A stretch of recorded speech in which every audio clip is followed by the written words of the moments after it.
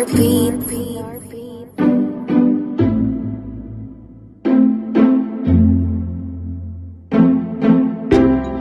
money swag, motherfucker. Lil Rich.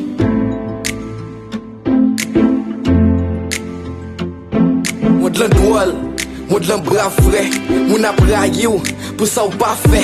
Mwen konen ou pa sene ou pa fe. Pa tan gentil an mou akon lot, sa ou pa ka fe. Mwen ap plis an vine ye ou, si lou apre lese kou. E lèl prepos la pede ou, se pou l ka met pied sou kou. Person pa sef, ou pa kon ki es kap kon fre ou kit fami ou zami ou pa kon ki es kap trompe ou yo. Mwen vi pre la ritouni ap kouri.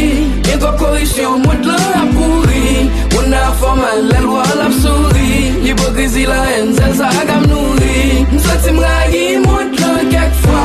Mwen vi touye tet mwen kek fwa. M'bagaret kont moun kek fwa. M'bavle we person kek fwa. Ou vin pa kon sot a fe. Trop blofet, trop mote. Ou vin pa kon sot a kweche. Ma pede ou si pote ou se ou kabon kou na do. Me pa kon sot a fe. Pede ma pral ou moute. Wap priye pou malaba. Ma kontribye nan sikse ou me mwa fe malaba. Ma botiri ale gim lo gregou. Lem gregou gen amou. E pou pa kamen ba mou pe a mou ba. Ok, m'kompren, m'soumem, m'konfon.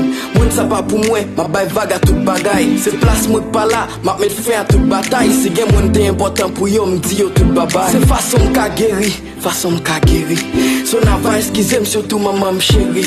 Mais trop moun sous-estime, m'vin pa ge kontrol tête mwen. M'pren en décision, je dis a pou m'pan tête mwen. Mwen vi pre la ritouni ap kouri. Gen go korisyon, mwen lan ap kouri. Mwen a formal, lèl wal ap souri. L'hypocrisie la haine, zel sa agam nouri. M'soti m'rayi, mwen lan kek fwa. Mwen vi touye tet mwen kek fwa. M'bagaret kont moun kek fwa. M'bavle we person kek fwa. M'soti m'rayi, mwen lan kek fwa. Mwen vi touye tet mwen kek fwa. M'bagaret kont moun kek fwa. M'bavle we person kek fwa. M'soti m'rayi, mwen lan kek fwa. Mwen vi touye tet mwen kek fwa. M'bagaret kont moun kek fwa. M'bavle we person kek fwa.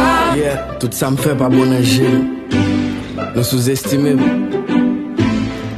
Nou pase m'a ba piye. Je di am pou an desisyon. Pou m'touye tet mwen. Paske m'kone si m'mouri. N'a ban form. Pou mwen tout bagay ap fini. Yeah.